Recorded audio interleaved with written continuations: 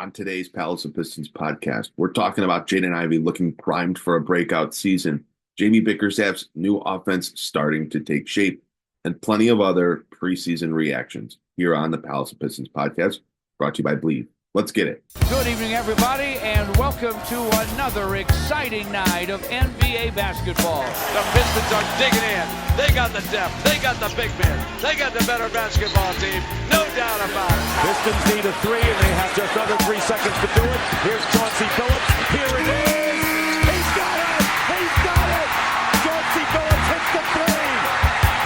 Overtime. Amazing. Out of bounds. Detroit basketball. And we're back for another edition of the Palace of Pistons podcast. It's myself, Aaron Johnson, and Jasper Apollonia, fresh off a tour in Italy, back home, back stateside, ready to talk about the preseason Pistons. There's a rumor out there that he cut his Italy trip short just so he could come back, watch the Pistons play preseason basketball, and talk about it here on the Palace of Pistons podcast. We're so blessed to have him. So true. As much as I love eating great food and getting drunk by like 12:30 every single day, being around my family, I'm a glutton for punishment. So I had to come home and watch some Pistons basketball. What can I say? I just love it. Like I'm a sucker for this stuff.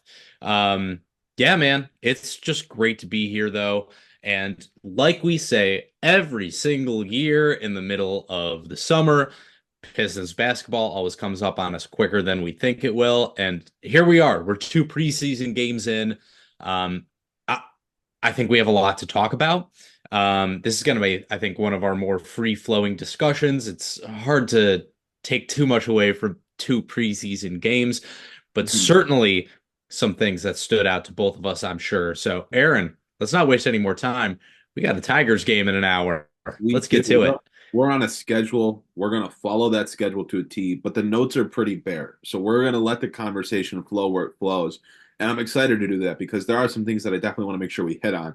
Before we start talking about the first 2 Pistons preseason games of the year, we do got to give a quick word to our sponsor. As always, it's BetOnline. BetOnline is the world's most trusted betting platform and your number one source for everything football. BetOnline has every stat, every matchup, and even live odds and spreads to bet on during the game. Think you know your stuff? Get in on our $200,000 mega contest and pick 5 games against the spread every week for your chance at weekly prizes and a share of $200K. When the game's over, head on over to our online casinos and get in on a game of blackjack or poker or unwind one of our over 150 slots games. Head to the website today to get in on the action. Bet online. The game starts here. Would not be fair to ourselves if we did not also plug palaceofpistons.com, our free Substack that we need you to go subscribe to. The link to the website in our bio, in the show notes, wherever you're watching or listening from. We've been putting out a lot of content this offseason, really revamped how we're approaching the website of Palace of Pistons. And the season's here. We've been attending some Pistons events. We need your support. If we're going to continue to do what we do, we need you to subscribe. It's free, and you get all the content directly to your inbox. You don't have to check X or Facebook or look us up on Google or Bing. It just gets sent to you. How cool does that sound? How carefree does that sound? Please go on over to palaceofpistons.com. Take the 10 seconds to type in your email and hit subscribe. Without further ado, let's talk Pistons preseason basketball. 2 games down for the Pistons, a win against the Milwaukee Bucks, a kind of ugly loss against the Phoenix Suns on at the Breslin Center in East Lansing, which I know had a lot of fanfare surrounding it. But we're going to, I think, focus more on the basketball that was played on the court rather than where it was played here today. And I don't think you can start anywhere else but with Jaden Ivey, someone who's been tabbed as the X factor for the Detroit Pistons. He has been their best player throughout these first 2 preseason games. And I will say this before I open it up to you, Jasper. This is the Jaden Ivey that I remember from his rookie season. And this looks like a Jaden Ivey that appears to have just kind of forgotten what last season was and is looking to kind of just build off of his rookie season, if that makes any sense. Absolutely think he's come out and done a lot of great things, and really excited to see this version of Ivy making a statement, even if it is just a couple of preseason games. Absolutely. Like we said at the top of the show, it's hard to take away too much from two preseason games. It is just the preseason and it's just two games. We got a lot of basketball ahead of us, but I think you put it better than I could. This is the Jaden Ivey I remember watching from his rookie year, especially that second half. And I know it's easy to look at it and say, hey, that was just, a half season of basketball. But there was something there that, frankly, we didn't see outside. I'm thinking of like the Sacramento Kings game last year. I can remember a few specific games where Jaden Ivey, I was like, oh, yeah, that's Jaden Ivey. But for the vast majority of the season, he looked like a shell of himself. This is the guy I remember. Athletic, able to create plays for others, even if he's not necessarily a high assist guy. It's not like the assist numbers have exactly been popping, 3 assists per game so far in the preseason, but like as a scorer, as a ball handler, as just a threat, like as a guy who can put pressure on the rim, who is able to, in spurts, shoot from outside. I think a lot of people forget, like he shot 36% from long range in the second half of his rookie year. He looked a lot more confident and consistent, and that was just gone last year. This is more of what I remember. I think he's looked just outstanding. Like he's a threat to score every single possession.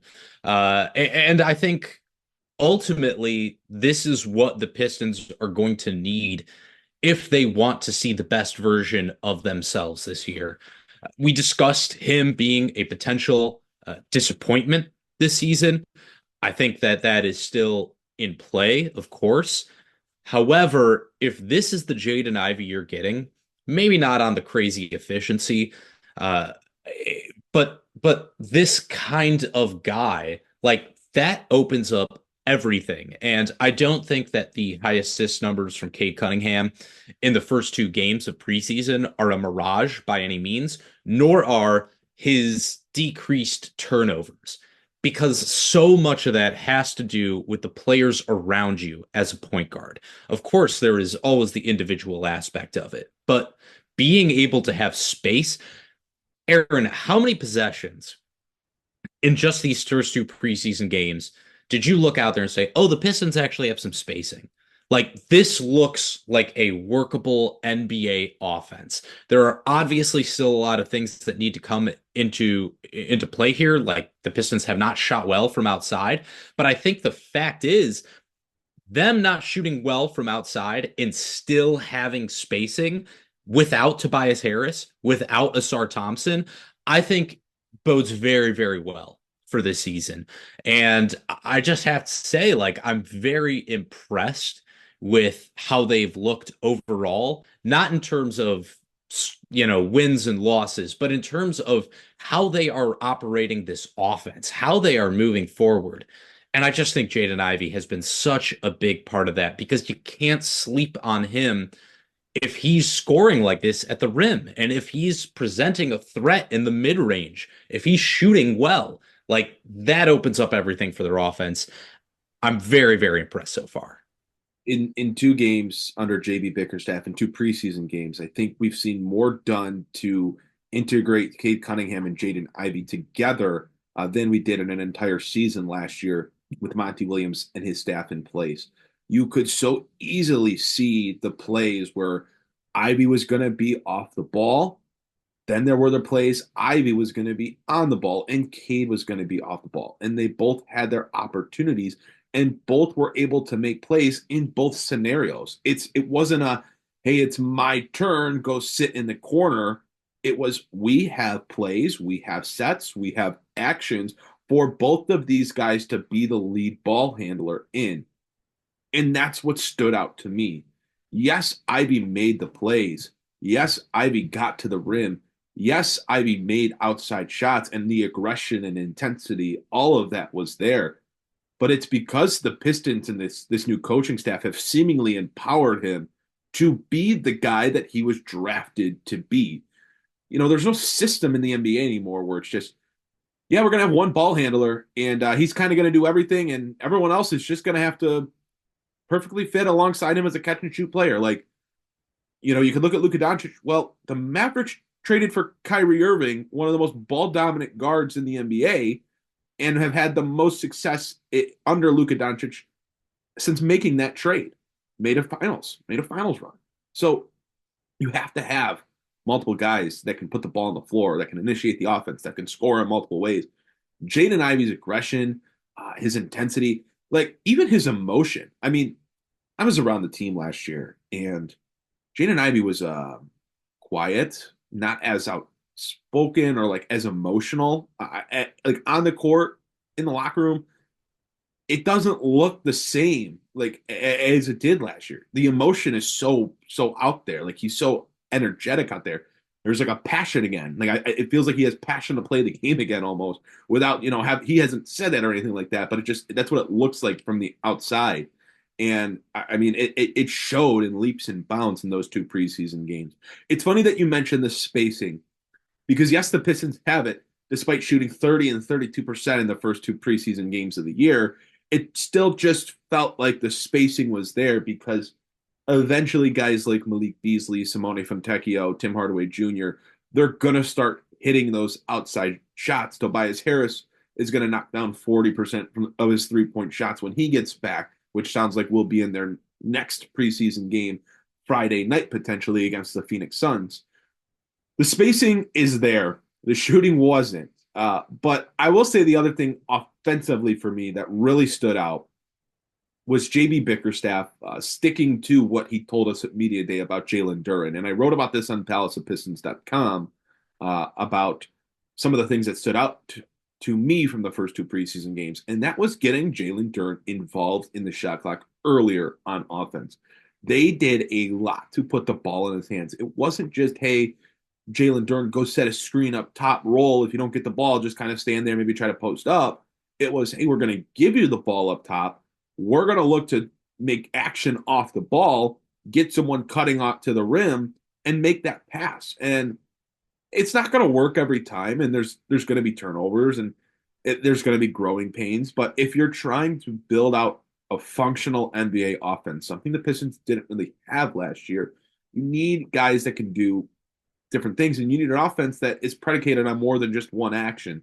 And so I really liked that JB Bickerstaff meant what he said when he said, we're going to try to put the ball in Jaylen Duren's hands and see what he can do. And he has. And I think, down the line in the future, if Jaylen Duren's able to develop some sort of mid-range jump shot or be able to put the ball on the floor and get himself to the rim, like that's all stuff that's going to help this game. But I like what they're doing and putting the ball in his hands. And it's going to make it easier for them when they try to switch some things around and want to get him in some pick and roll action, because it's not just predictable every time. Oh, Duren's hovering around the top of the key, he's setting a screen. No, they're probably looking to get him the ball and running a backdoor cut or running a back screen or something to get someone to the rim. And they're trusting Jaylen Duren to make that read and to make that pass. And there were plenty of moments in those first two preseason games that he did just that. So I like that wrinkle to this new offensive system Bickerstaff is implementing in Detroit. Aaron, if I had to use one word to describe what I saw in these first two preseason games, confidence. I saw confidence from these players, especially the young players, that just wasn't there. And I think you bring up an awesome point when you talk about the way Jaden Ivey looks, the way he's conducting himself.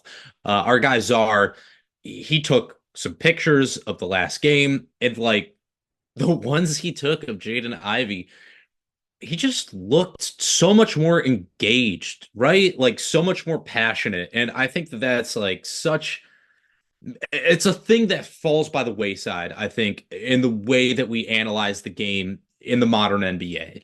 Like it's so easy to just focus on the stats, focus on the plays, all that stuff. It's harder to focus on the human element. But when you look at the human element, especially with young teams, in my opinion, like veteran teams and young teams, those are the two where really like the chemistry comes into play, how guys are feeling really comes into play when you're either a contender or you're trying to work your way up the ladder. Like I think that's when it's most crucial. And what I saw was absolutely like what you just described, like getting guys involved in the offense. There was not a concerted effort to do that last year by Monty Williams. And it's such a small thing, maybe to some people, but to me, that's huge. Like, I'm glad you brought up Jaylen Duren being a little bit of that offensive hub, just getting involved. It's not about running the offense through guys all the time. It's about getting everyone involved. So when you do need to run the offense through them, it's something that's just natural to them. Like that's what the best teams in the world do. They don't have to call out plays. They don't have to, draw everything up on the spot. They just know what they have to do in the moment. It's that muscle memory. And that comes from just doing it over and over again and instilling that confidence. It's something that LeBron James talks about all the time. Like if you heard him on the JJ Redick podcast before he became his head coach, that was something he talked about a lot. It's just like, hey, tonight, I'm not doing all this. I'm going to let you do it tonight. I'm going to let you figure this out. So when it comes later on in the season, I don't have to tell you what to do. You're already going to know what it is. There was a little like video I saw of the young guys getting their pictures taken. And, I think it was Cade. He yelled out, "Hey, where's J.I.? Where's J.I.?"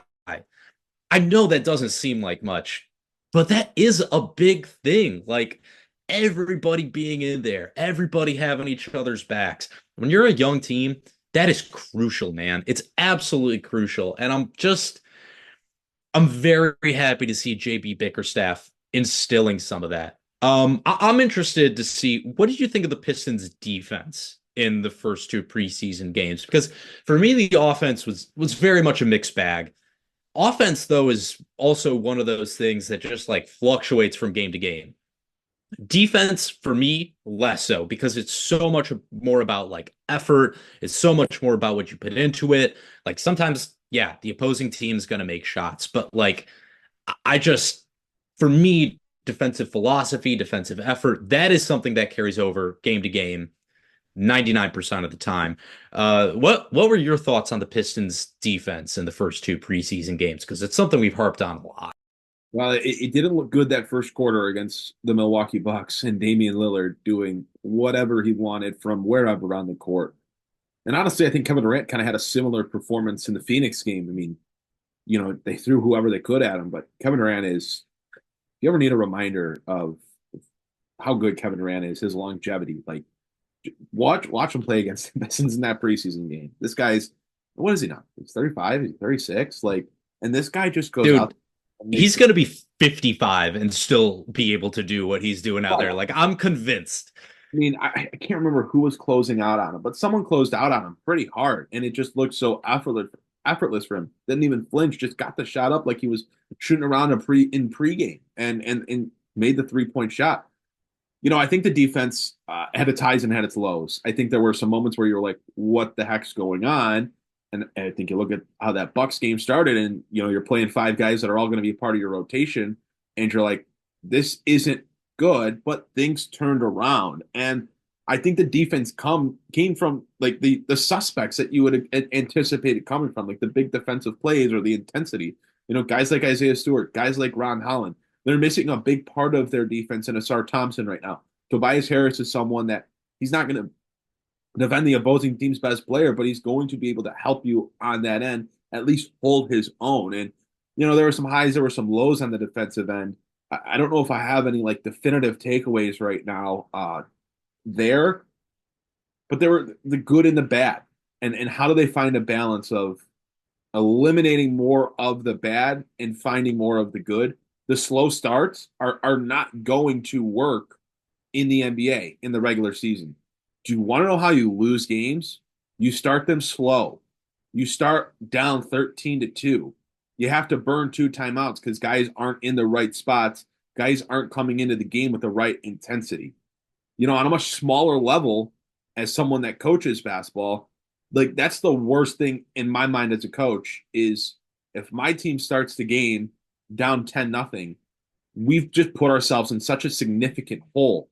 These guys at the NBA level, like, yeah, the game has its ebbs and flows, but it can really deject you and take you out of the game if you're not in the right positions and the other team's coming out and shooting the ball well. The offense is what stood out to me. It was what I was watching for because I wanted to see how so many guys got integrated. And I'll be watching the defense moving forward. Definitely. I still see plays where Jaylen Duren's not making the right decisions, which is going to take time, I guess, if you're telling yourself that he's still, this key piece and he's going to be the key center for this team moving forward. He's got to learn to make the right decisions and be in the right spots on defense and not get caught out of position as much as he does. But two preseason games, are you going to break down every single play on a granular level and make these super decisive remarks? I'll give it more time in that regard because there were some good moments. There were some bad moments. I think Ron Holland's intensity on both ends was very, very apparent. And I think we should maybe transition to him for a moment because I don't know still. Like, I get that he popped off the screen in Summer League, or excuse me, not in Summer League, in these preseason games. But knowing that Asar Thompson's going to be back, knowing that Tobias Harris is going to be back, as much as I liked what Ron Holland did, I just don't know if he's going to be a part of this rotation. Did that change for you after watching these two preseason games? Because I feel like we were both in agreement of like, you could try to find him some minutes here or there, but he's probably not a regular rotation piece right now. Yeah, I feel exactly the same way. Like, I hate to say it, but like I saw out of Ron Holland what I was expecting to see out of Ron Holland. Like, offense still a work in progress. Defense, he's a monster.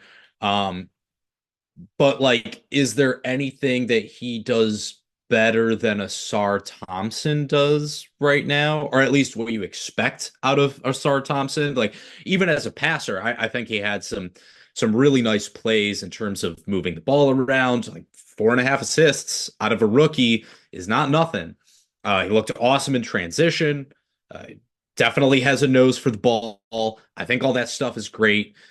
I'm still extremely high on him long term. Like, you can see everything there that is going to be a really, really, really good NBA player one day.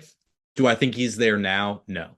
I still just think, like, when you look at the rotation right now, when you look at what the Pistons need offensively and even like defensively to a certain extent, they need good team defenders, and that always takes a little bit longer to come along. Like, exactly what you were just saying, before we even transitioned to Ron Holland, like, having that team defense is a huge part of it. Like, Tobias Harris is not some lockdown defender, but the dude knows how to play team defense. He's been part of some very good defensive units.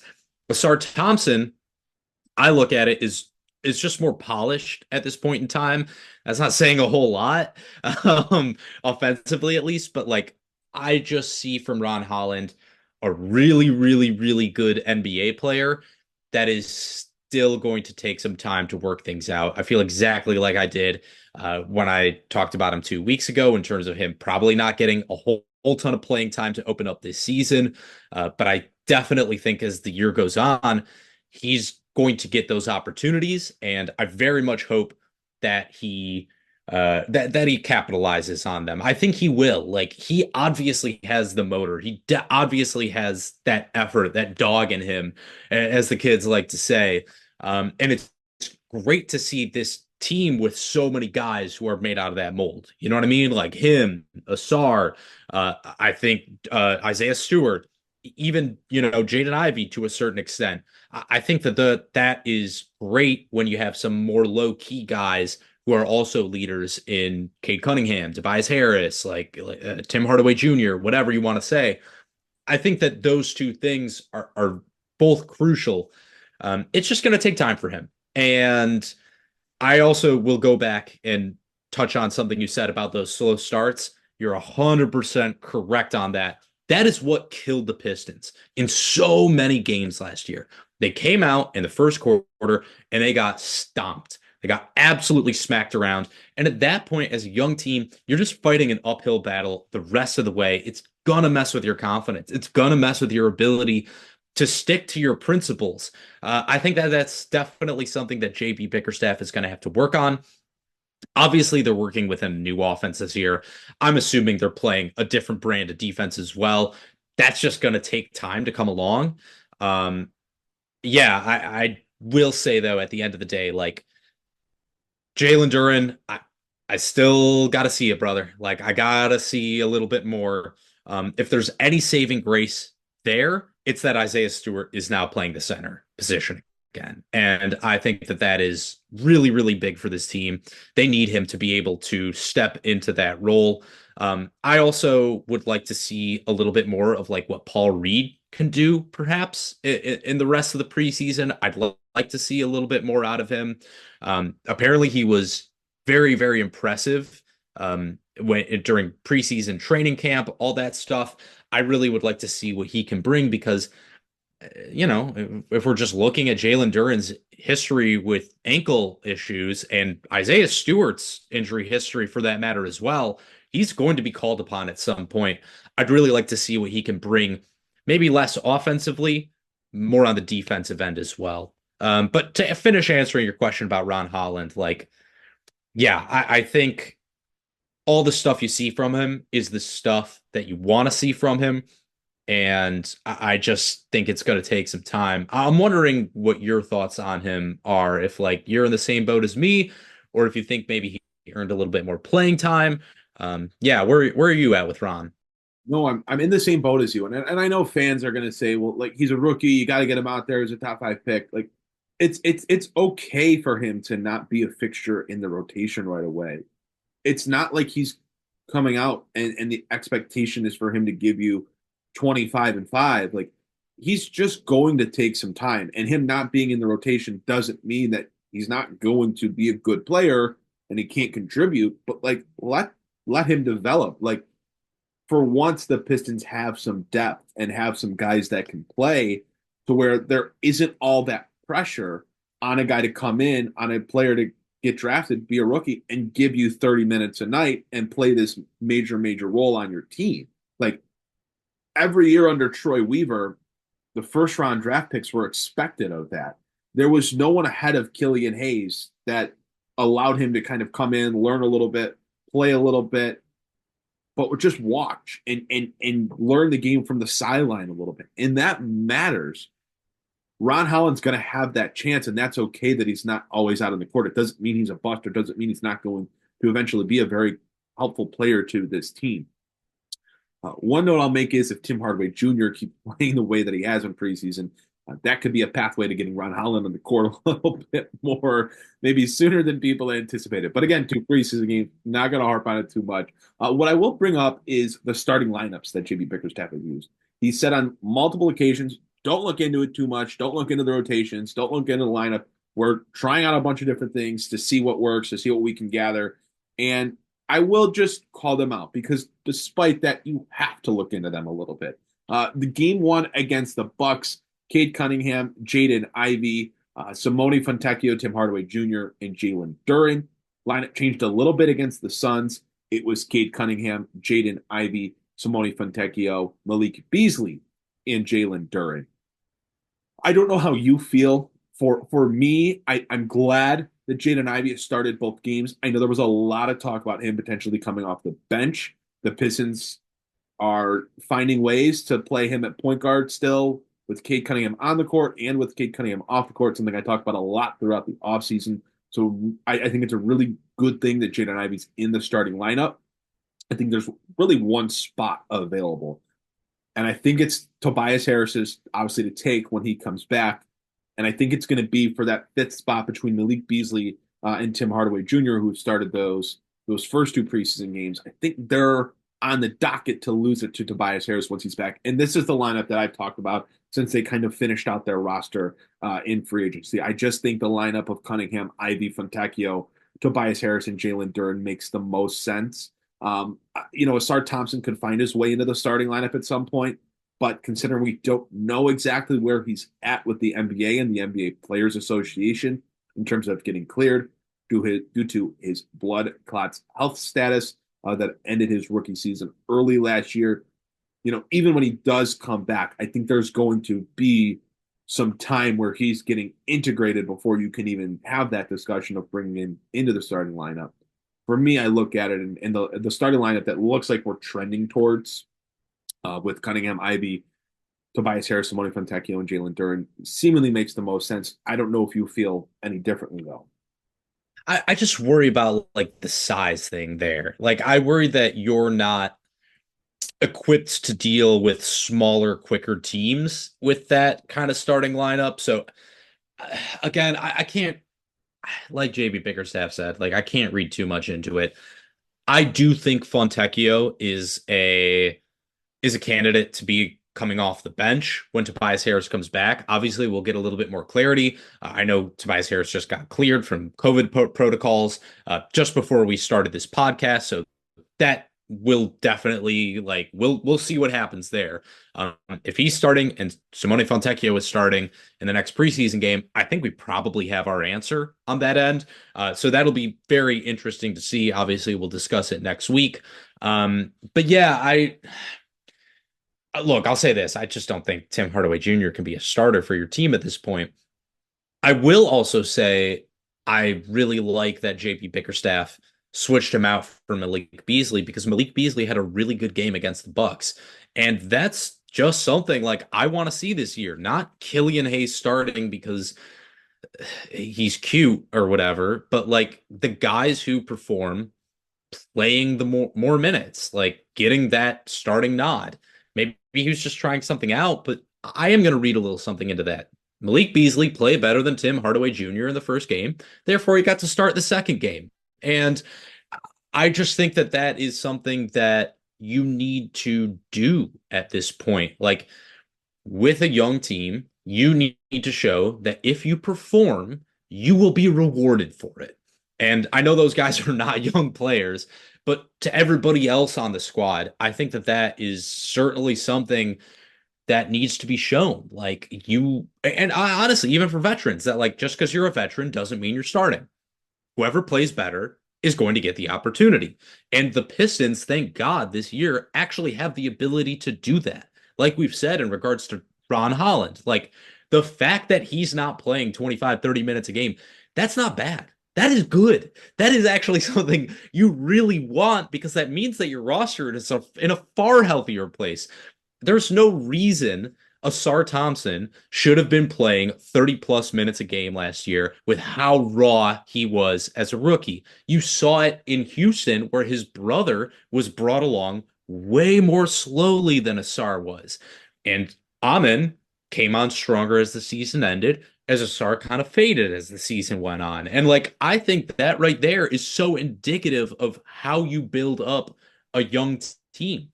The fact that they could afford to bring Amen along slowly was a boon to both him and the team as a whole.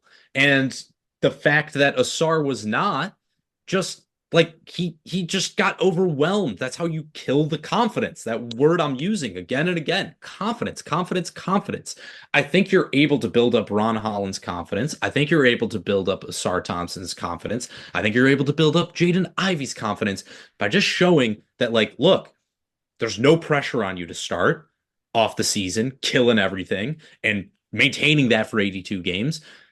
Just take it as it comes. And like, if you prove yourself, you'll get another opportunity to prove yourself. So I was very happy actually with just, even though it was one change, I was very happy with how JB Bickerstaff handled his lineups in just the first two preseason games. I'm very interested to see where he goes from here. Yeah, I really think that it's important to note, like, you can actually have these discussions on guys deserving to start or guys deserving to be in the rotation. Last year it was, there's no one else besides Isaiah Livers or Kevin Knox active at the forward spot. Like, that's who's playing 35 minutes tonight. And that just shows you how in such a short time, despite maybe this team not being a playoff caliber team, things have changed so much in the right direction.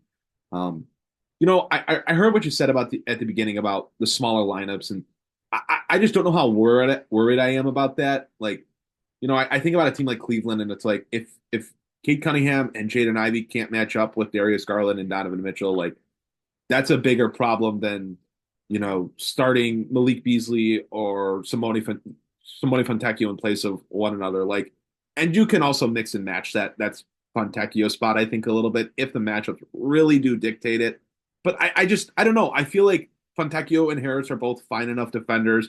Cade Cunningham and Jaden Ivey have to learn to be fine enough defenders, as does Jaylen Duren. Like, guys are going to have to figure out how to play defense.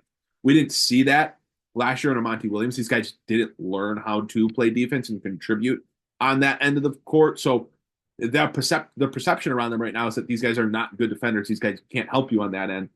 When they need to be able to if they're going to be as good of players as they're supposed to be. You just can't be a bad defensive player in the NBA and get minutes nowadays. Like even Luka Doncic, he gets dogged for his defensive, plays, how he plays defensively. But in the playoffs, when it mattered, he showed he can lock in and lock down just like anyone else. So you have to find a way to contribute on that end. I think that's going to be the biggest pain point for JB Bickerstaff is teaching this team how to play defense because it seems so fundamental for them right now.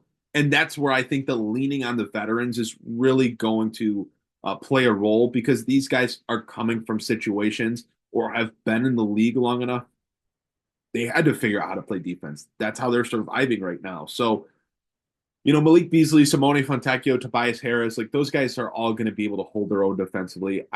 Again, if they want to mix and match a little bit with Fontecchio if needed here or there, I just don't know if that's really necessary. I think that's a fair point. Like, I'm willing to admit I might be overthinking it or more just being like, I don't know. I hate to do it, but just being like basketball reference watcher. You know what I mean? Where it's like, well, Simone Fontecchio's this size and so is Tobias Harris, and therefore, like, they can't do it. Like, no, I'm willing to acknowledge, like, I might be overthinking that. I was very much impressed with Fontecchio's defense last year when he came to Detroit. I thought he more than held his own. I thought he, in fact, improved them quite a bit defensively, just with his ability to read the game off ball. Like, I think you also bring up a good point when you say, like, they have to learn how to play defense. The best way to do that is to play with smart defenders. Simone Fontecchio is a smart defender. Like that guy knows what he's doing. He knows how to read the game at that end. Even if he doesn't necessarily look like the most like quick-footed, skilled guy, like he's pretty good. He's pretty solid. I think the bigger issue is like what you're getting out of Jaylen Duren, what you're getting out of Cade Cunningham, Jaden Ivey. Like, I'm totally willing to acknowledge, like, I think those are bigger issues at this point in time, which actually, like, I will ask you about. How did you think, because we talked about Duren a million times, how did you think Cade and Jaden did in terms of that perimeter defense? Because you saw some good plays from Cade, like he had a few blocks. But overall, for me, I thought it was a mixed bag. Like, I see effort from Ivy. I thought Cade played pretty well defensively in the first game. I thought he looked pretty bad defensively in the second game. Where are you there? I pretty much agree. I will just admit that, like, I didn't watch super intensely, like, how they looked defensively. And when I did, I was mainly focused on what Jaylen Duren was doing. I can think back to some of the plays that Cade made. The block in Phoenix. Who was that? Was that against Booker? I think it was against Booker. Or it was Beal. I thought it was Beal. I think it was Beal. I'm pretty sure it was Beal. But yeah, that was a nice block. And then he like made the play on the other end. Yeah. So, for me, it's like, can they make more of those plays? Can they make more of those plays that impact the game? And it's a 4-point swing. Like they get to stop and they get to go out and run in transition where they're probably going to be pretty good because of the speed, because of the athleticism that they have there. So I don't really have too much to add on that. I will turn to the other side of the court for Cade Cunningham. Any worry in the shooting numbers throughout those first two games? 5 of 13 against the Bucks, 1 of 6 against the Suns. Had some open looks. They just didn't go. I think in the Phoenix game, he was just bad. Like, I will say, like, I think he played bad against the Suns. I think it was bad decision-making, putting himself in bad positions where the shot wasn't going to be clean. It wasn't going to be a good look, taking himself late in the shot clock. The Milwaukee game, he got some open shots and he missed. I think the Phoenix game, he just played bad overall. And maybe that contributed to him sitting the second half. Maybe that was the plan all along. But the Milwaukee game, I didn't walk away from like, oh, Cade was 5-13. Like he still had 8 assists and just missed some open looks. The Phoenix game, I was like, I think he put himself into a bad spot too many times and ended up making, the mistakes that he did with those, but he still had 8 assists. I don't know. Mixed bag, kind of like defense. I hate to say it, this is not good for hashtag content, but we're in complete agreement here. Bit of a mixed bag from Cade to start these 2 preseason games. I don't know, man. I don't know if we've actually talked about it enough on the podcast. Like, I do think that this is a very, very critical season for Cade Cunningham. And we've both espoused, and as has Mike, like our belief in his talent, our belief that he is going to be a very, very, very good player in this league. Perhaps, one of the top 20, 15, God forbid, 10 best players in this league. I wasn't blown away. And I think when we talk about the increase in spacing, I know we were all hoping that would open up a little bit more for him. There is still just like, let's just talk about it. Like, there's an issue with his athleticism. And I'm not saying that that's something that he can't work through. I'm not saying that's something that's going to preclude him even necessarily from being one of the great players in this league. I'm just saying, like, I'm seeing it. To me, it's more of an issue now when you have better spacing than it was before. Because it was like, okay, he has limited athleticism. There's 4 guys in the paint. It doesn't really matter how athletic you are when there's 4 guys in the paint. Like, you're not going to do anything there. There was a little bit more space for him this time. And, like, I was looking for more, to be honest, from you. If there's something you can take away from there, though, I think with the additional spacing, you're seeing his assist to turnover ratio. I mean, like, his ability to distribute the ball without turning it over in the first couple games, I think has been really, really good. That definitely makes me happy. But the efficiency in the scoring has to come along as well. Like, he was very good in the second half last season. I am not going to bury him by any means. I am not changing my opinion on Cade Cunningham at this point in the season. That being said, I'm looking at it. I'm just looking. Like, respectfully, I'm just looking right now. I'll also give credit to Ryan Dunn of the Phoenix Suns, rookie draft pick. What a defensive clinic he put on in that preseason game.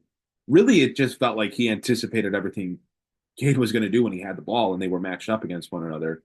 That's how I felt, at least watching it. But he's going to be a really good NBA contributor, especially if that 3-point shot falls with consistency, because his length and his IQ defensively is already making a significant impact. And obviously they trust him if they're putting him in the game and telling him to guard Cade Cunningham. I'll say really quickly, like, the Suns, to me, and it still feels crazy saying this about a team with Bradley Beal, Devin Booker, and KD on it, sneaky think they're underrated this year. Their bench looked good.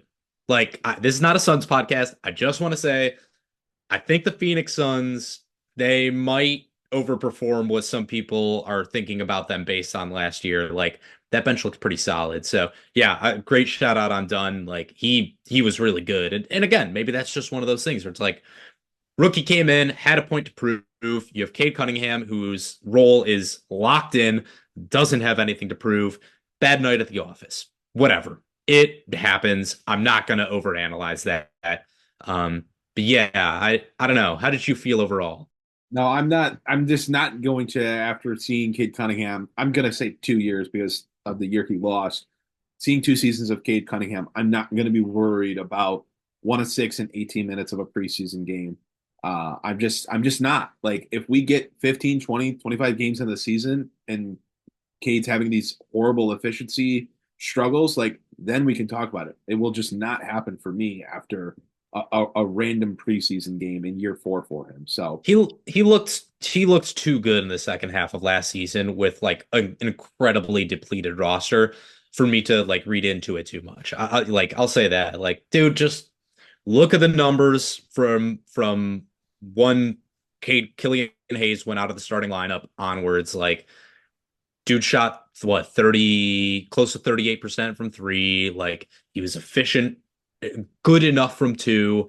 It's just like the efficiency. I think part of it is like the passing, and like if he's going to pass at that high of a level, like where he's getting you 8 assists in 18 minutes with what, one turnover, I hit three turnovers in the first two games. Like, that's love that. That's what we need to see, because that was such a knock on him last year. No doubt. Anything else you want to add? I mean, I'm pretty good here. It's only 2 preseason games. I think we're going to get comments despite us saying it several times. Like, it's just 2 preseason games. There's only so much you can take away. These aren't like definitive takes on players. But is there anything else you want to add before we wrap? I think we've covered a lot for 2 preseason games, so I'm good. But I mean, I guess I would just ask, like, was there anybody that like stood out to you that you didn't expect? Was there anybody that disappointed you that you didn't expect? I mean, I can start off if you need a second there. Hey, Wendell Moore Jr., way to go, brother. Like, I love to see that from him. I always like to see fringe roster guys show out, like get themselves another opportunity. Marcus Sasser, I quickly want to talk about him, I think, as well. I don't know. Another mixed bag for Marcus Sasser, where I'm just like, I don't feel like at any point in the season I'm going to know what I can expect from him on a given night. Like, one game he's passing the ball well, next game he's doing nothing as a playmaker. One game he's shooting the ball well, next game absolutely nothing from outside. Like, he's just so hot and cold. Like, are you still at the place where we were before, where like you still think they need to figure out that backup point guard spot, or are you feeling okay about it with Jaden Ivey looking to be a little bit more creative as a passer and creator this year? I'm okay with it from the standpoint that I think Jaden Ivey needs to be given point guard reps. And they've made a point to do that in the preseason. My concern is when one of Ivy or Cunningham has to miss time, you're very, very thin. It's Marcus Sasser, and are you calling up Danish Jenkins from the G League? Like, is that their plan? And so that's, again, you were right. It's mixed. It was a mixed bag. It's 2 preseason games. I don't know how much we can really take away from it. He looked really good with the ball against Milwaukee, and then against Phoenix, he came in the second half and just didn't really do anything. Just kind of was out there. And so I'll give a shout out to Tosan Iwoma. The guy just like, he's going to help you on the court. He's not going to score 20 points. He's not going to get you, like knock down 3 threes or anything like that, but he's going to make winning plays. He's going to be one of those guys that will compete and help you defensively. I don't know. I mean, like, not like he's like a game changer for them, but gave good minutes. He's on a 2-way contract, was on a 2-way contract last year with Detroit after he started in the G League, just on the G League team. So I like Tosan. I think he does some good things, and just give him a moment there. He deserves that. He's grinded like for this team. He's gotten jerked around from G League, 2-way contracts, blah, blah, blah, blah, blah. Yeah, I think that's a great shout out. Dude competes his butt off, and like I think he's definitely put himself in a good position to be one of those dudes that's like such a fringe guy, but just works so hard that he makes himself a nice little like 5-6 year NBA career. Great shout out too. I'll say this. One of the things I do like about, getting more playmaking reps for Jaylen Duren, having Ron Holland, potentially Asar Thompson handling the ball a little bit this year. Again, we've talked about it, like maybe that is where you find offense from. Like, you just cobble together 3-4 dudes and you make one backup point guard out of that. Like, maybe that is the answer. That's that famous point guard by committee line. Yeah, it's not something. It's like having like 3 quarterbacks. It's not really a good situation. We've got 3 That's guys right. to do it. Exactly. Unless of course you've got Juice Williams as one of your quarterbacks. That's my Gichi Tatome shout out of the week right there. So shout out 2009 Illinois football. But yeah, I think that'll probably do it for me for this week. I'm really looking forward to seeing Tobias Harris back out there. I'm really hoping we can get Asar Thompson a couple of reps, something before the regular season starts. He's probably going to have to get his minutes ramped up as the season goes along. But like we said, the fact that it looks like you can actually afford to do that is such a boon for this team. So I'm far more excited about this season than I was even a couple weeks ago. 3 preseason games left for the Pistons. The next one Friday night against the Phoenix Suns in Phoenix. Before we go, I got to give another shout out to palaceofpistons.com, our Substack. Please go over and subscribe. It's in the show notes wherever you're watching or listening from on how to get there. Wherever you are watching or listening from, please leave us a like. Please hit the subscribe button there. Leave us a comment. Let us know what you think of the show. Follow us. Whatever action you can take, please do it. We need it. We need your support. And we appreciate it so much. We really appreciate everyone that listens and tells us what they think. And it's so great to see what we've built here and want to continue to do that. So that is going to do it for this week's edition of the Palace of Pistons podcast. One more week of preseason basketball left before the regular season begins. And boy, are we ready. But with that being said, we're going to wrap here, and we will see you guys next week. Oh, Jasper? Eat them up, Tigers. Eat them up. Eat them up, Tigers. Eat them up. Hopefully you're listening to this after a Tigers win on Thursday night. But that's going to do it for this week's edition of the Palace of Pistons podcast. See you guys next time.